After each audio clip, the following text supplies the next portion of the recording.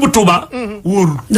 dëgg la wóorul. nañ ñu bàyyi ak sëriñ bi rek. dëgg la tey nag sax nag dañ koy wax ndax mbir ma nekkatul Touba. mbir maa ngi Ndakaaru. affaire bi amatul Touba. loolu de la sem si noonu loolu de waxuloo ma ko waaye ku ma ko waxal ma jël.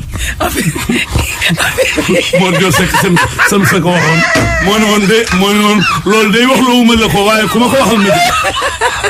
affaire bi. waaw Mor Diop Seck sem sa mag ju baax ja. moo ne woon waxuloo ma la ko waaye ku ma ko waxal ma jël.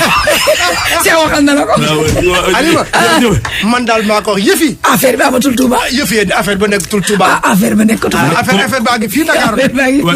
yàlla na Dakar fépp wér waaye ku ma ko waxal ma jël. ku ma ko waxal ma jël. jërëjëf Cheikh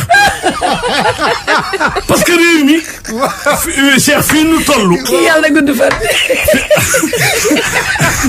ku ma ko waxal ma jël. fii réew mi toll ñaan jàmm rek. boo xoolee président de la république da nga koy yërëm. nga xool Aly Ngouille Ndiaye da nga koy yërëm. opposition bi kenn ne la wutul de. dëgg la. xoolal sunu maire bi Barthélémy Dias.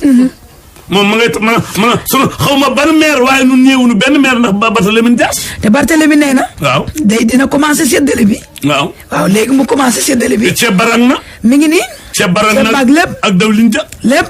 waaw maire bu ne nga def loolu.